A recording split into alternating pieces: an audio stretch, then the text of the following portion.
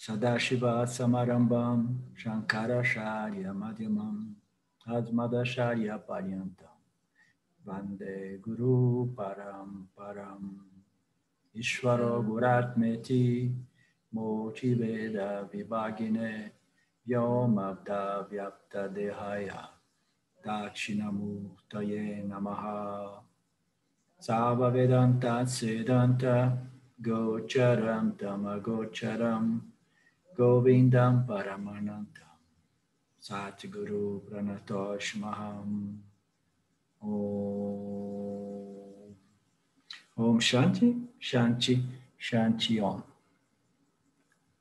Okay. Hola Claudio. Hello everyone. And Mark is joining us now.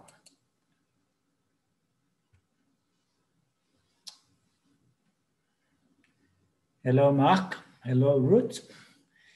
So our Q&A satsang is officially opened. So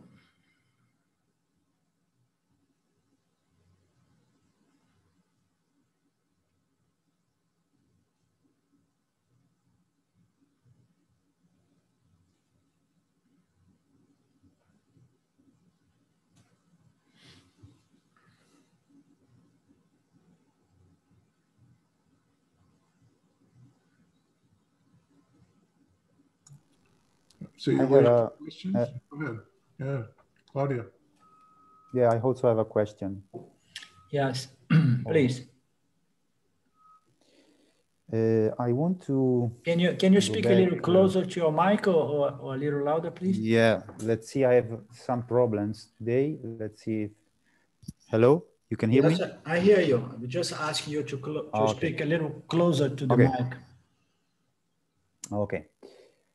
I want to go back on the doer of action because I'm a little bit confused about the doer who is doing, but I am clear about Dharma. No, I'm clear about the fact that we have to follow Dharma. For me, this is absolutely clear. So I don't mean that we have to do nothing, but sometimes I am confused maybe on the in some kind of neo-Advaita ideas, and I want to clear it. I know also that we can see from this perspective of the jiva. We can we are free. We have free will on the actions. This is clear. And from the standpoint of Ishvara, of awareness, the self is everything is Ishvara. We don't do action. We are not the doer. But at the same time, I'm a little bit confused about the fact that sometimes I think that yes, I can choose my actions. But also, I sometimes I see also my action when I choose. I see this action a result, an effect from other causes. So sometimes maybe I fall in some neo-Advaita thinking, that thinks no. So we don't choose, we don't do nothing. And so I know I still this little doubt. So I see sometimes when I move, for example, if I move my hand now, I choose to move my hand, and I see this movement but I don't do it. It's still an effect from other causes, from thoughts that are not really mine. That I have this little confusion. I don't know if you can help me about. Yeah, we can unfold a little bit. This is a very key point to be understood. In which way you are a doer and which way you are not a doer. So it popped in my mind now an analogy which is simple but very to the point, very much to the point. So when we look at a tree, a big tree, we know that all parts of the tree have a certain purpose. They exercise certain functions that contribute to the liveliness, let's say, of the tree, for example, okay?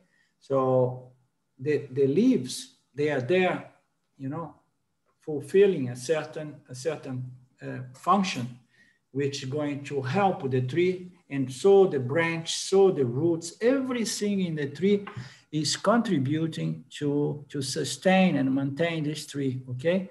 So it's a combination of many factors, okay? So now, when we look at the property offered, the contribution offered by the leaf, you understand? Does anyone remember what is the function of a leaf of a tree? Because I kind of escaped my mind, maybe some of you from the point of view of biology. What is the function of a leaf of the tree? Photosynthesis.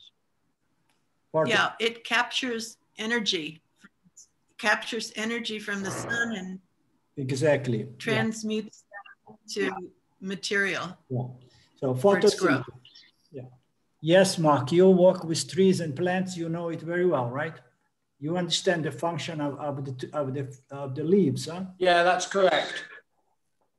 Okay. So now, when we... Yeah, the green contains chlorophyll, and the chlorophyll... Yeah. So now... Sorry, you continue, yeah. Lynn was correct, and yeah. Yeah, very good. So when we look at the function of the leaves, you know, and the tree has thousands of leaves, a big tree, and then we could say, wow, you know, this leaf is so intelligent, it's doing this and that job for the tree, okay? When we look from the perspective of the leaf, but when we look from the angle, from the perspective of the tree, we're gonna say what? Who is doing that? The tree is doing everything, because the tree is the totality of the intelligence of the tree, okay? And then you say the tree is doing all these incredible functions, which allows it to grow and to stay alive for certain period of time, okay? So when we look from outside, we see the tree is doing all these functions. When we come to the micro, you know, and we see the function of the leaf, it gives us the impression that the leaf is doing it. But the leaf is not an isolated phenomenon. It exists within the complex called tree, in which all these different factors or parts of the tree is contributing for the liveliness, you know, existence of this tree, okay? So what is the difference between the jiva and the leaf of a tree? The leaf of a tree does what it does, and it does not have a sense of identification as an individual creature or living being. You understand? It is a living being, but it does not have a subtle body that allows it to develop the identification, the ego. I exist as an individual principle called the leaf. So the leaf does not have that. So the human being, when we see the tree of samsara or the tree of maya, when you see the jiva is like a leaf in this context. But the individual jiva has this subtle body which allows it to identify with this phenomenon, okay? The agent that experiencing the entirety of samsara. And he identifies with what? With the body-mind, with the complex body-mind. But both, they are doing something, they are part of, okay? They are designed to respond to the stimuli of the field, of Maya, of the Dharma field, okay? And it does so. But when we just step back and we look at Maya at its totality, we can see that Ishvara is doing everything, because it's the system, it's this living organism, you know, which is complex, and it is all integrate, everything is fulfilling and contributing to some aspect, some part of this creation. And the jiva is just a small little thing. But due to this identification with the body-mind, it becomes the doer. So is the jiva a doer or he's not a doer? So from the standpoint of Ishvara, it's not the doer. The same way that the leaf is not a doer because the tree is doing everything and it is orchestrating and you know, regulating all functions of all parts of itself. So from the standpoint of the leaf, you know, the leaf seen by the jiva, he say, now the leaf is doing. So in the case of the human jiva, he feels like I am doing something because he forgets that he is integral part of a system. And it's not only that, he identifies itself with the properties of photosynthesis in the case of the leaves. The leaf, if it would identify the leaf itself, if it would have a subtle body that would produce a sense of independent existence, and then this leaf would be defined by its properties, you understand? Its attributes, its functions. So there we go. Now we have a jiva leaf, okay? So the human jiva, it has this problem identifying with its participation in this show. It identifies, you know, due to this subtle body, this reflectedness, you know, that makes us feel like I am and I know that I am, you know, I exist and I know that I exist, okay? So this is the problem of the human jiva. Now, the jiva, it does not need to absolutely lose its mind to understand that he's not doing, and it does not need to stop doing its dharma, you understand, to effectively realize that he's not the doer. So cognitively, the jiva can understand that the doing aspect all belongs to the system. And since this is a system governed by precise, beautiful laws, so the human jiva that evolves and grows spiritually, it comes, unavoidably comes to a point that he wants to conform and harmonize with these cosmic universal laws of the Dharma field. It wants to live in harmony with everything and all other creatures, okay? Otherwise, the jiva is going to be acting, moved by its vasanas, and under the impression that he is an independent part of the tree. You understand? He will never understand that he is part, integral part of Maya, of Ishvara, of the totality. You understand? So the jiva is the aspect of consciousness manifests by the power of Maya. The jiva is the one who is doing its part as the agent, okay? And he gets caught up in the identification as I am an independent, you know, creature and piece or consciousness or whatever, you know, or mind or body mind, okay? And the same jiva, in due time, it needs to understand that everything is being done for Ishvara, by Ishvara, but yet it does not release me from the responsibility to conform my actions with the general laws that governs this field. This intelligent order is governed by laws and rules. So it requires a certain level of spiritual maturity to begin to sacrifice these desires and fears and begin acting in harmony. And that is conducive to a reflective, contemplative mind. And in due time, the jiva resolves its sense of identity in Ishvara, but not neglecting his dharma, his participation as the agent who was designed to respond to the stimulus coming from the field.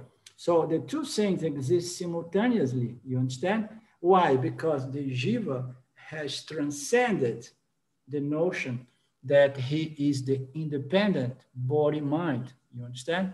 He understood that he is integral part of Ishvara, and then that is further conducive to purification and refinement of intellect that leads to the understanding that Jiva and Ishvara are but Paramatma. Everything is just Brahman. Everything is consciousness. The nature of Maya, the nature of Ishvara, Jiva, and Jagat is Brahman.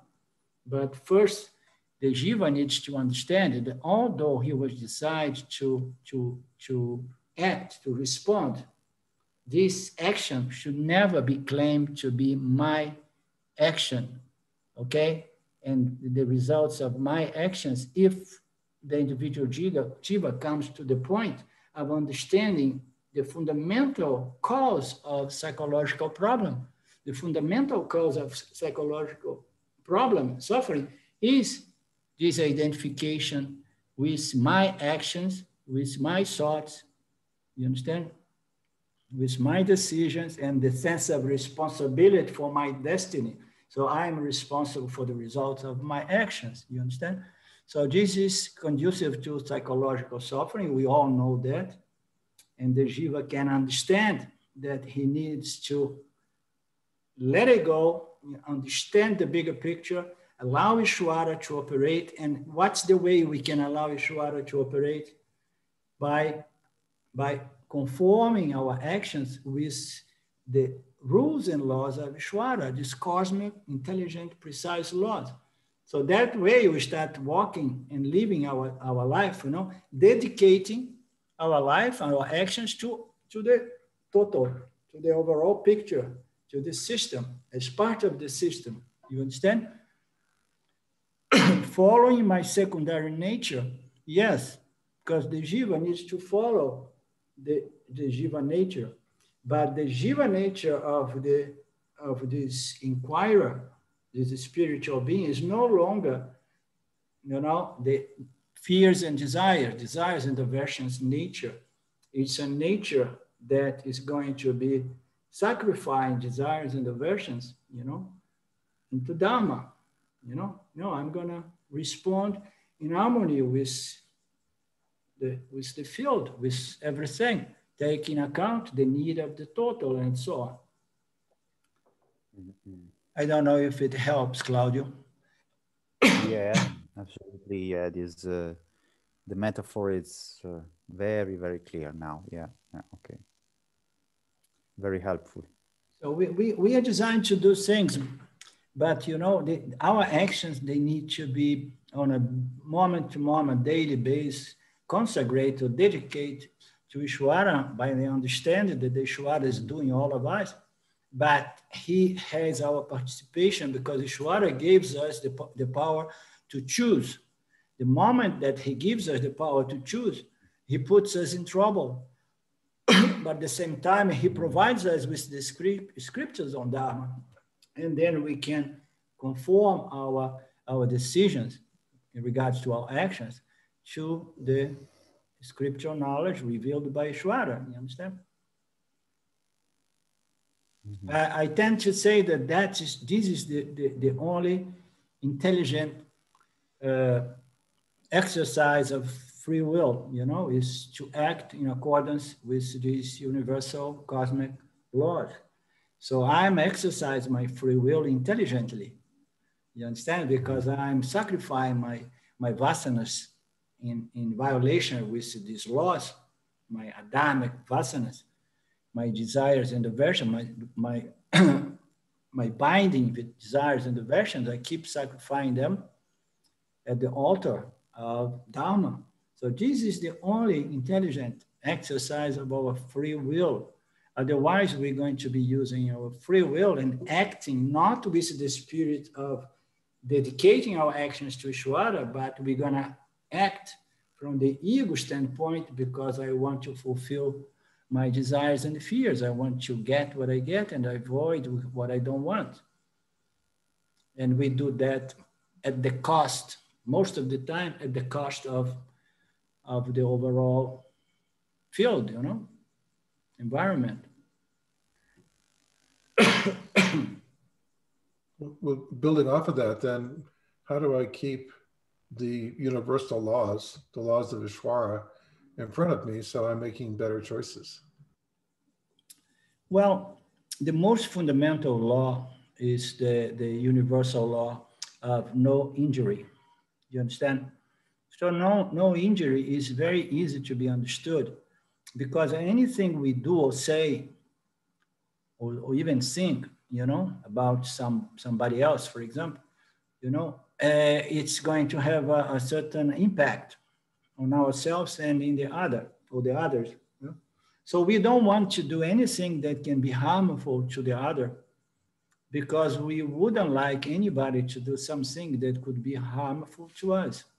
It's very simple, although it's not that easy to apply, because we need to take into account some circumstantial dharma as well, you know.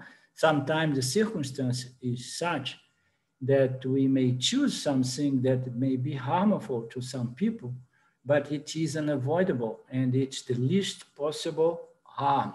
You understand? So, and then there is the universal dharma that we just mentioned.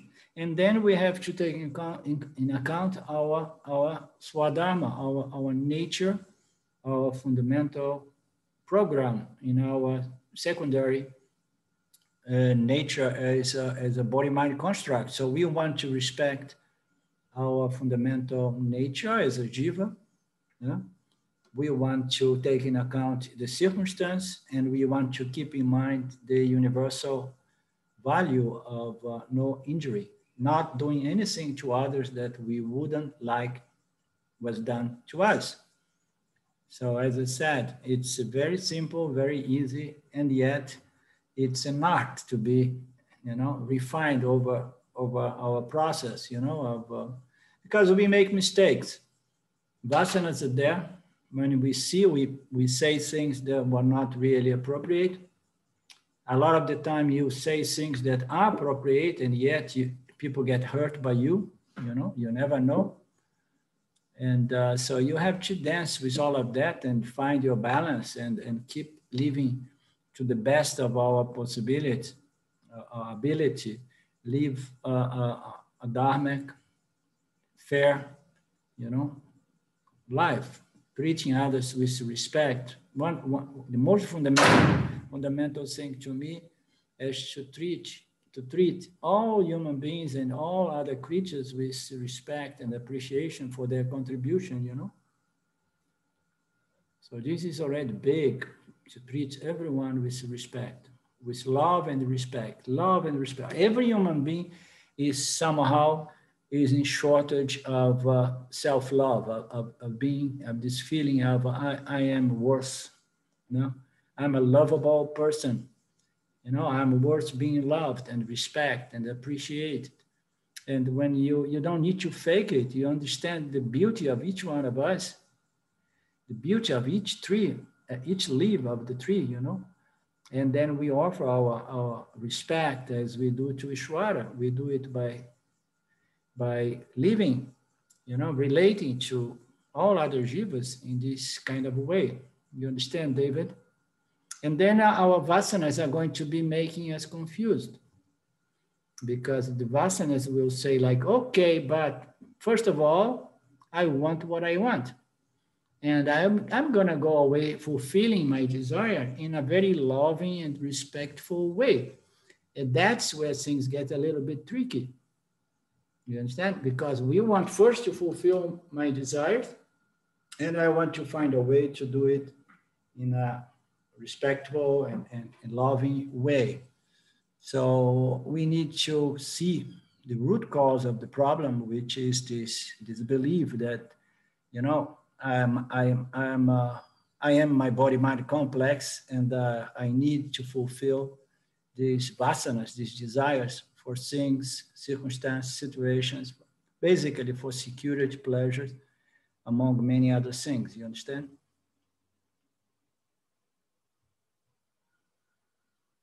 We see it very often in relationships, because people get together, they have a good time, they love each other, and then when it comes time that they are not anymore committed to this relationship for whatsoever reason. They got already what they want to get from the relationship, and then they want to depart. You understand? And it's very, very difficult to depart in a loving, respectful, and appreciating way. You understand? You only do that when you have no resentment, in the sense that you know that you did the best you could, you know, and you still love the other, you still respect the other. But, you know, sometimes you need to take different roads or not.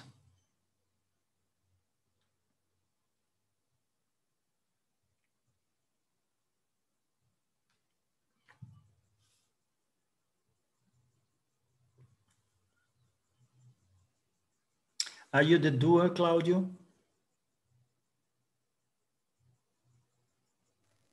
Please, can you repeat? I have an unstable connection. I ask if you are the doer or not the doer. No. If I'm the doer or not, oh, I have some problem maybe. So if I understand, you ask me if I am the doer or not. Yes. Okay.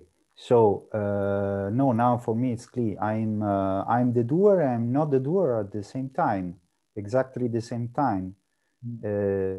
Because the example of the leaves and the tree, it's very clear. It's you do, but at the same time, you are not doing alone, we can say, no? The ego that thinks that there is in reality, ego is a little part, but he thinks that he is doing everything, and he's not doing everything. In reality, is Ishvara, so the tree, but you have to, in any case, you have to do your dharma, you have to do what is necessary, so following the laws of dharma, and you are at the same time, yes and no. Mm-hmm. Yeah, this is the initial understanding. The initial understanding is like, I am the doer, but I don't do it alone. I'm just one among many, many, many, many factors, you know? And then the next step is to understand that the Ishvara is doing everything. You understand? That the Jiva is not really the doer. And that does not release the Jiva from its responsibility to fulfill its roles in society, understand? But you fulfill, in the eyes of the others, you are doing a lot of actions, but internally you know that you are just following your nature, your swadharma, and fulfilling your roles. But the sense that, but I'm still a doer, it's resolved into the understanding that actually Ishvara is doing everything. But it appears that you, the Jivatma, is doing. This is called resolving the ego into Ishvara, you know? The sense of I am the doer, I am the thinker, I'm the author, I'm the planner, you understand? So resolving it in Ishvara is an evolution, it's a succession of clicks in understanding that still allows you to play your role in society, but knowing that it's all Ishvara. Okay, the only thing we need to do is to conform our action. There is a word that I like to use. It sounds very Christian, or it's like being an instrument of Ishvara, you know, being an instrument of God, allowing God to act through you, knowing that God is doing everything. And the proper and the most appropriate exercise of free will is to allow Ishvara to play, you know, through you, to allow yourself, allow Ishvara to use you as an instrument of Dharma action, Dharma participation, you understand? Mm-hmm. The more we assimilate and we integrate this understanding, the easier it is for the self-knowledge to stick, to remain retained, you understand? Because it is the sense of doership, ownership, authorship that again and again prevents this self-knowledge to be properly assimilated and retained, you understand? this ego sense, it needs to be neutralized for this self-knowledge to be properly retained. So it's very important, Kama Yoga, in this sense, because we're going to resolve the ego by the understanding of the big picture, you know, of the big Maya picture, Ishvara. You understand the totality of all factors. Yeah.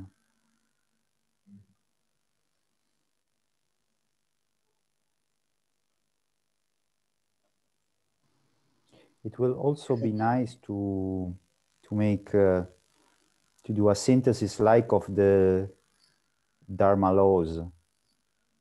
So you say that non-injury maybe is the first, then contribution, then my role as Swadharma, and yeah, we have which other one?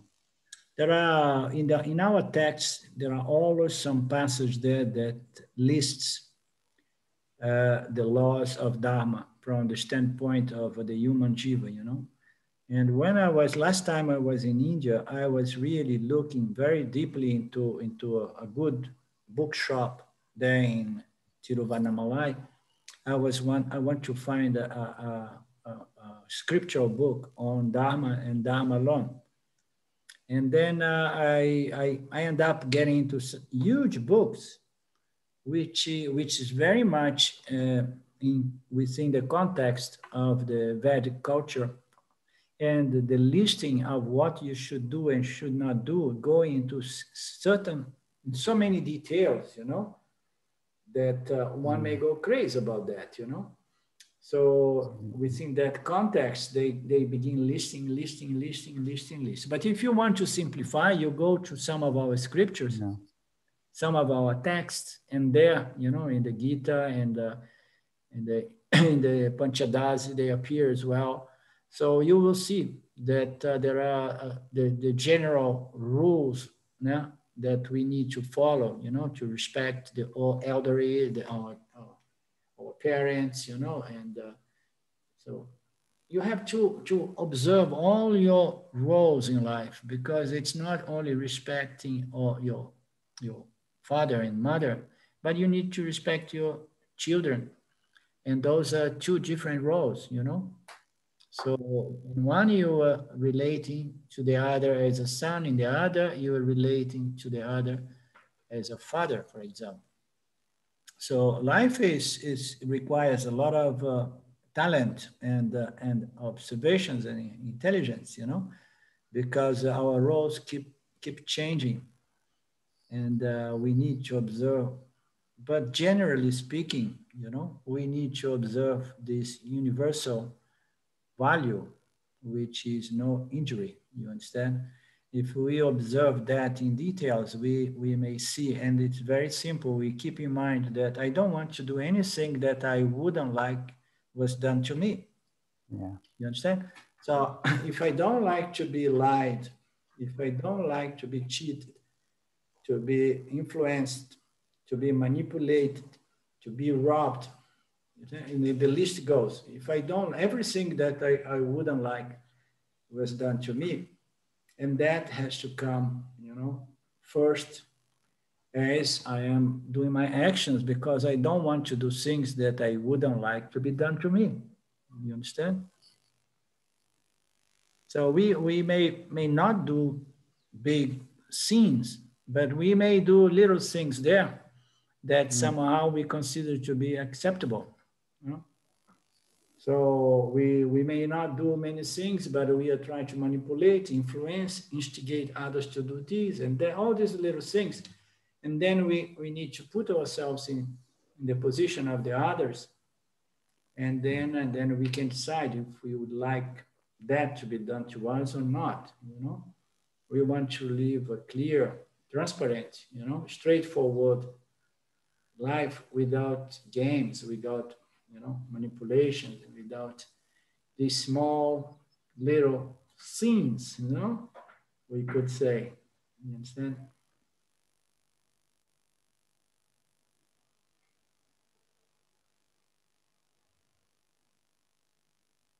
So you can do some research. You will find a lot of lists on conduct from the Vedantic angle, how to live a good life and keep. Yeah, I will do it. The fundamentals are what I told you, and a lot of you're gonna find very much within the Vedic, the Hindu context, culture, the Vedic culture. Does anybody have something else to say about this? Because other people may have some good contributions. Roots, you have been studying some Vedic culture there. You have something to contribute here? The yamas and niyamas, that, the Eightfold Path, Ashtanga Yoga. Ashtanga Yoga.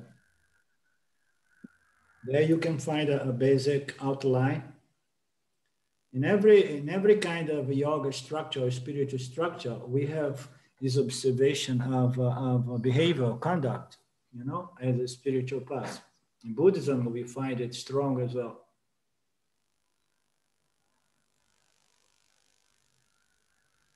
That is a mean, it's not an end, as we know.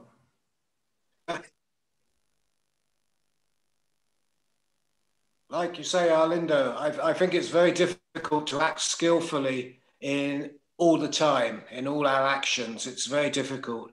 And how about when violence is aimed towards us? How can we react skillfully at that moment of time?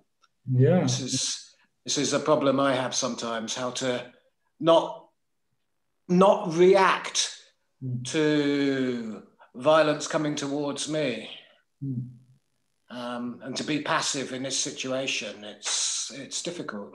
You're talking about physical violence or verbal violence? Verbal violence more than physical.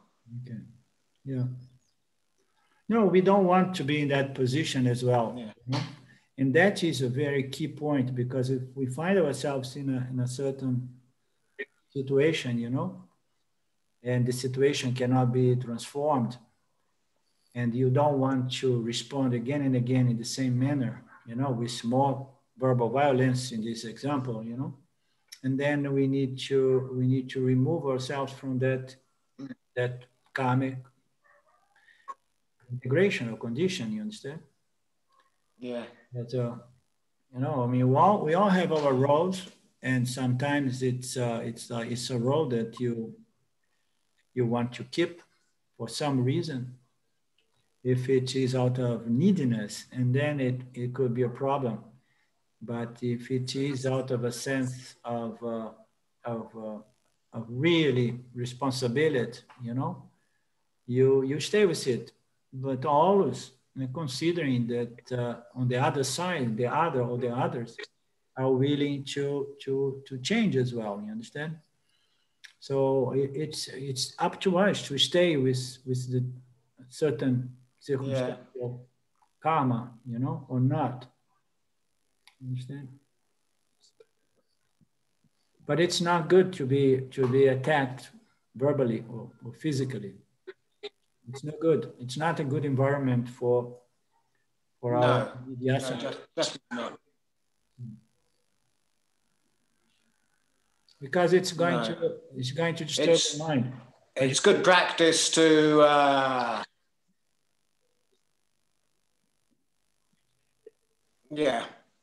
sometimes it's good practice to see where you're at spiritually, to see if you can restrain yourself and react with calmness and kindness and compassion in these situations.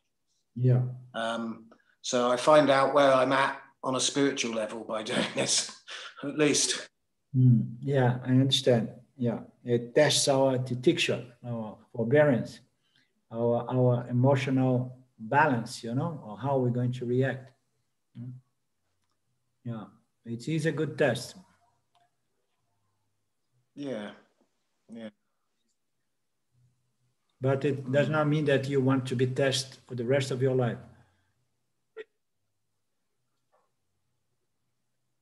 No, Or no, absolutely, or on an ongoing basis. Yeah, because there is nothing more beautiful in life than shanti, peace of mind. You understand? You don't want the mind to be disturbed on a regular basis, you know, due to a certain relationship that brings about mental irritation all the time, you know, or difficulties to hold your forbearance.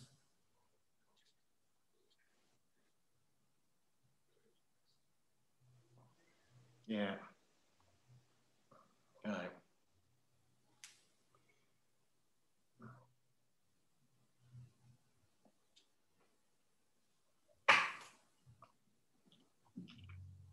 Ramji is very cool in these regards. A lot of the time when people, from what I understood here and there, he's saying about things, including to myself, he is very cool. He says, if you're in an environment which is not really good, healthy, and sattvic and conducive to a spiritual growth, just move on. Change your environment, change your relations, you know. It doesn't make much of a big deal about changing.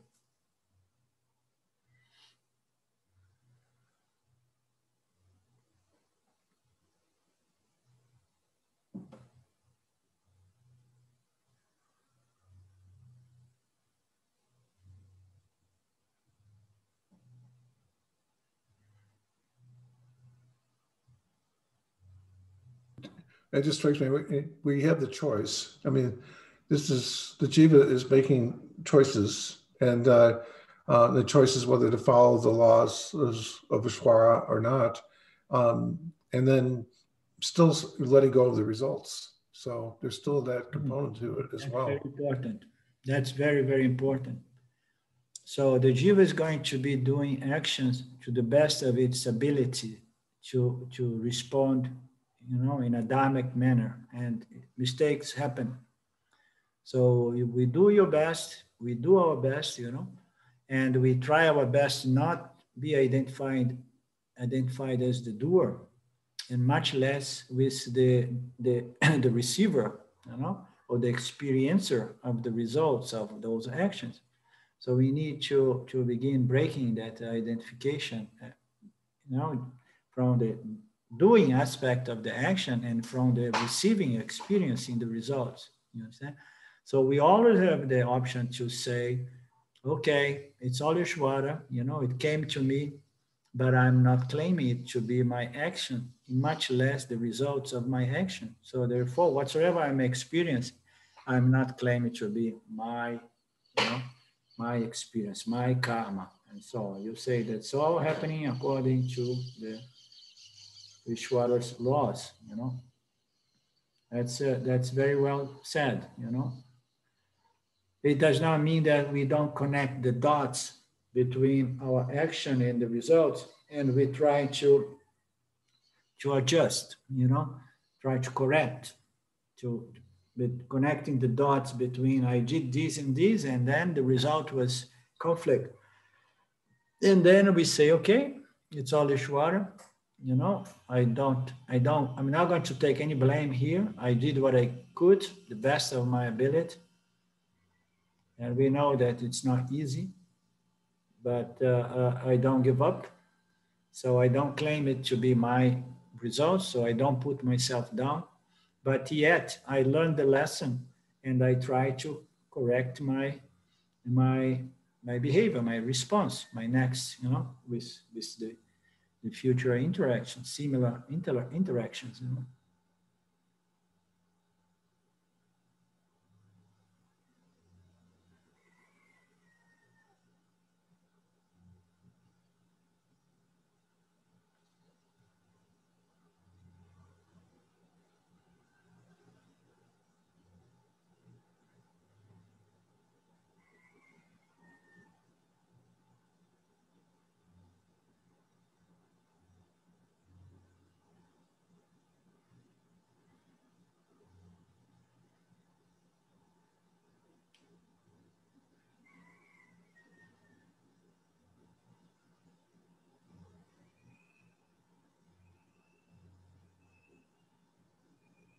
Life is short, right?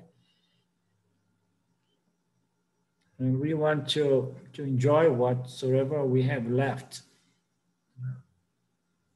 It's important that we take care of our environment, because the environment is going to influence the kind of mindset I will have. And I need a good mindset, I need to develop a more calm, contemplative, sattva kind of mindset to keep, producing more and more punya and good experience and shanti and peace, and so that we can do our work.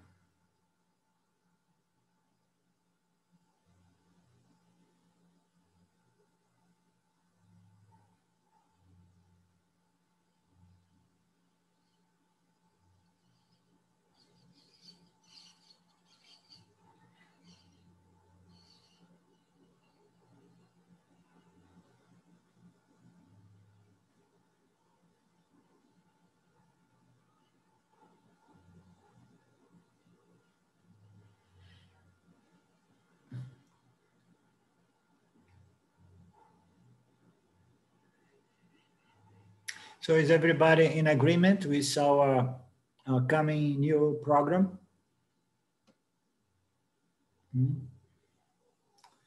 So this coming Sunday, we're gonna finish up the last verse and then a short summary. The next Monday. And then on Thursday, we will go and do still the Q&A based on the summary of Viveka Chudamani or any other Vedanta related questions such as today. And then in the following week, we begin with the Panchadas and with the Q&As based on the Vedanta, the big picture, the great picture from Paramarthananda.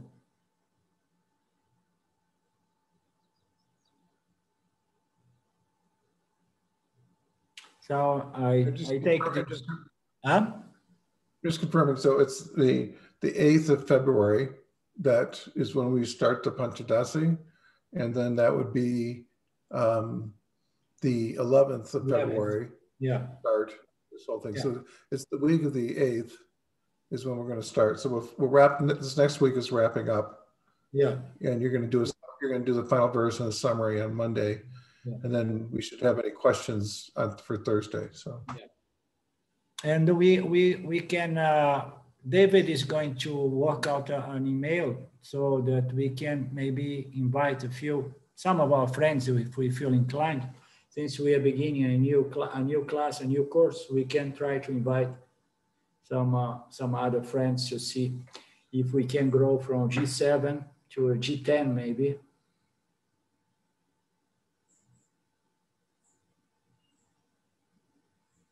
Well, I could try and share that email with you, and then you could distribute to the group if they want to use it as an invite to others. Okay. Yep.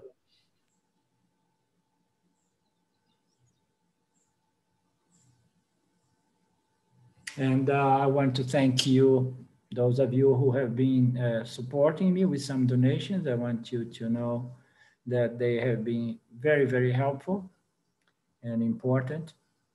And I'm very grateful for your donations. Okay, thank you.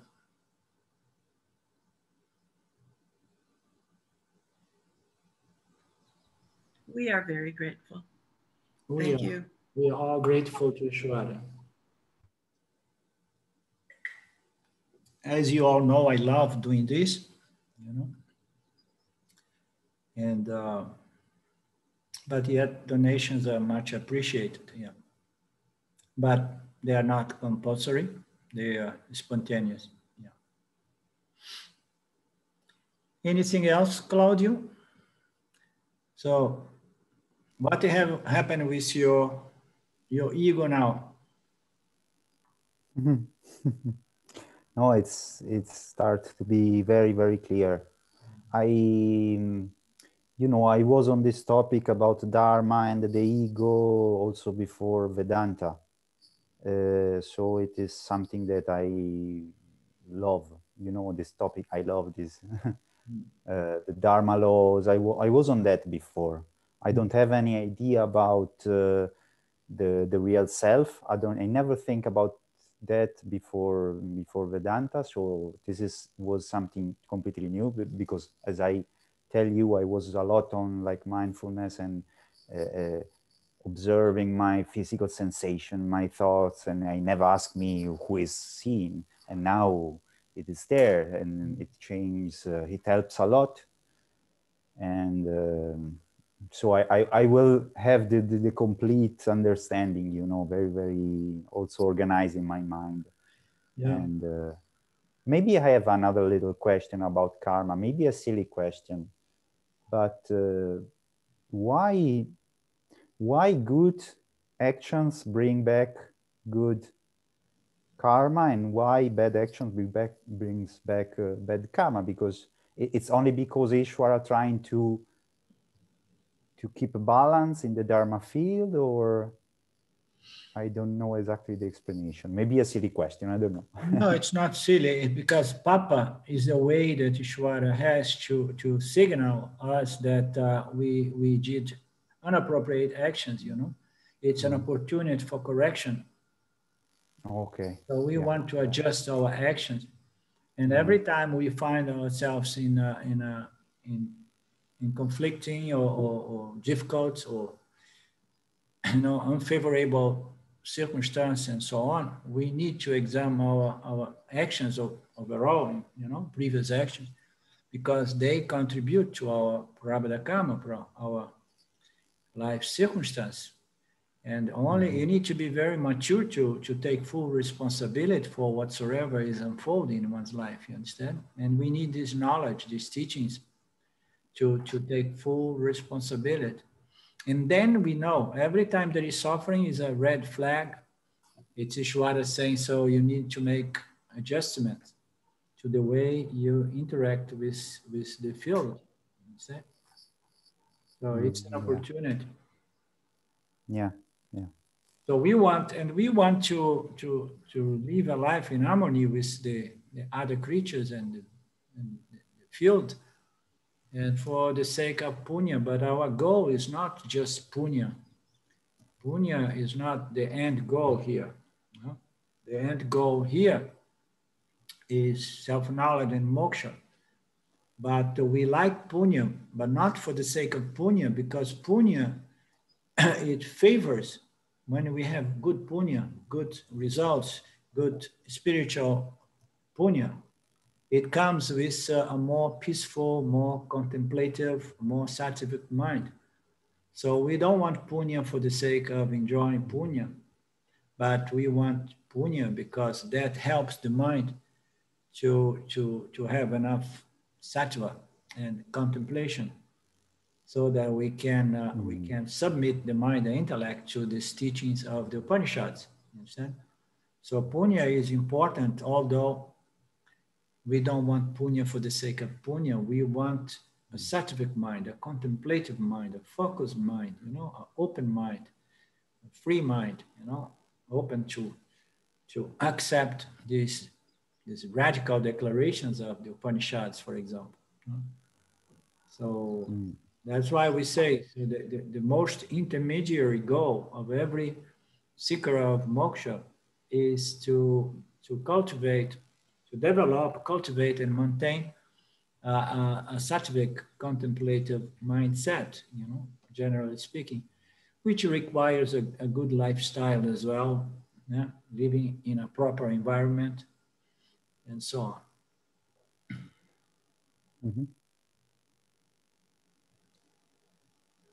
And I was just thinking about, you know, kind of the keeping equanimity, so that punya is good, but understand that it's temporary, and we shouldn't get attached to it, just like we shouldn't get attached to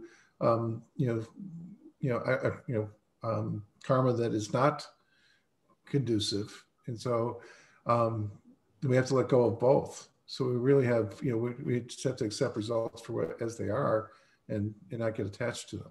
Yeah, you see, this dispassion or equanimity is a qualification, and it's also a byproduct of this spiritual knowledge. It helps us to develop more and more dispassion. And dispassion is a dispassion towards the objects of experience as Ishvara presents them to us. You know? So we develop this dispassion towards what Ishvara brings to us because we are not really interested in the objects, in the experience that are coming. We are interested in what? In a sattvic mind, you understand? So our goal is no longer attached to the result of my actions being an event, a circumstance, or an object that I have accomplished, a goal that I have accomplished. But I am after the goal, the ultimate goal, not the ultimate, but the highest intermediary goal, which is peace of mind, contemplative mind. So, and then the objects of desires and aversion that we are navigate to try to attract and avoid, they are no longer very important. The highest and the most important goal is to cultivate and maintain sattvic contemplative mind. Why? Because we understood that if our mind is disturbed, we are never going to be able to be an enjoyer.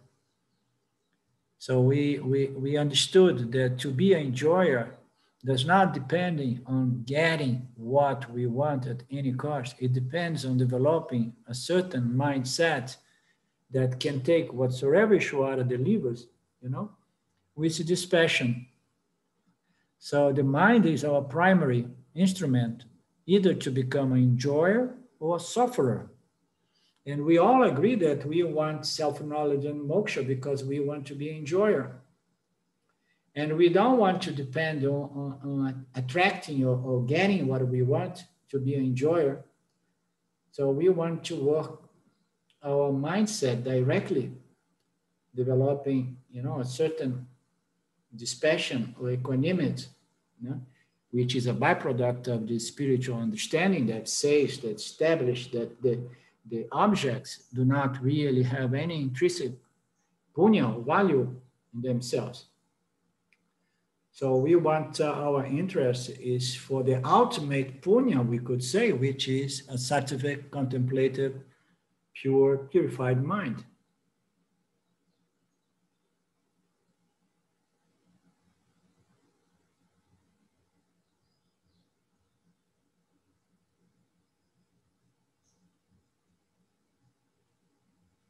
The ultimate dispassion then is the dispassion towards your mindset as well, you know, because we navigate through the objects, denying true happiness to all of them, because we know that happiness is more like a state of mind, sattvic, contemplative mind. And then the ultimate dispassion or equanimity is the equanimity towards your very state of mind or mental condition, you understand?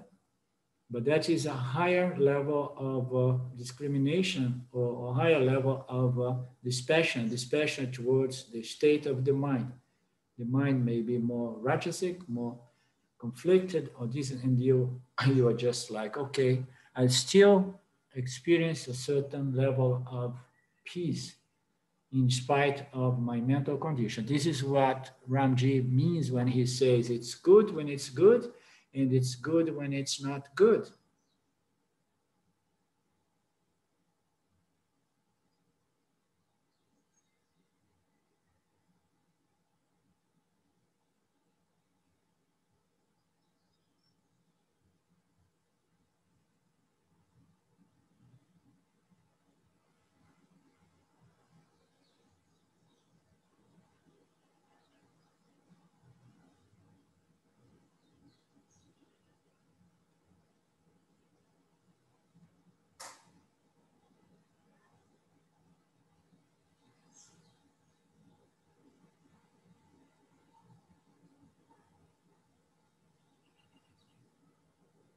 It seems we have exhausted all our questions, so we are good for the day. No more questions, no more doubts.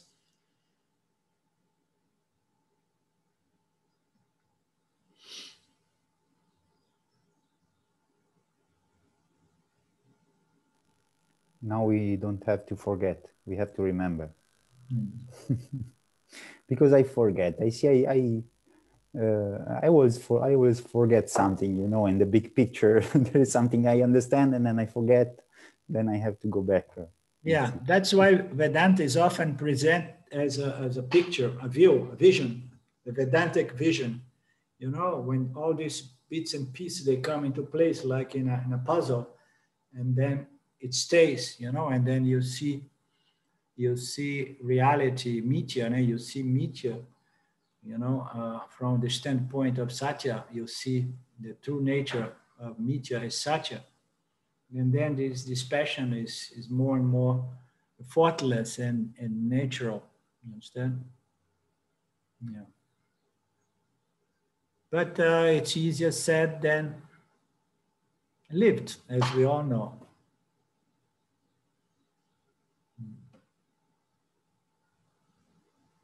And that's the importance of coming back to the teachings and to just, you know, connecting to this again and again and again. Yeah. That's why these meetings of ours and all my meetings with my friends in Brazil is my sadhana. It's a great sadhana, you understand? The greatest possible sadhana is association to the scriptures, with the scriptures. Pure sattva.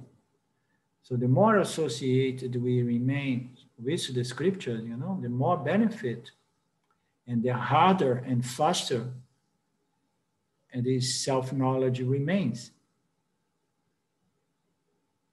So it is a sadhana for all of us here.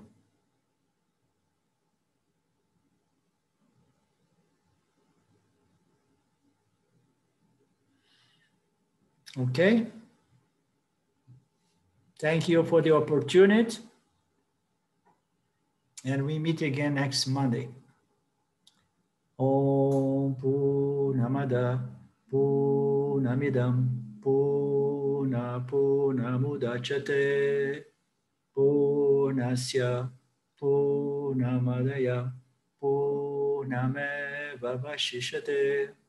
Om Shanti Shanti Shanti. Thank you, Lord. Thank you, everybody. Arrivederci. Ciao, Elizabeth. And we meet again soon, Ishwara willing, of course. Ciao. Ciao. Ciao, ciao, ciao. Ciao, Ronaldo. Bye, thank you. Ronaldo. A little smile for the people, for the good.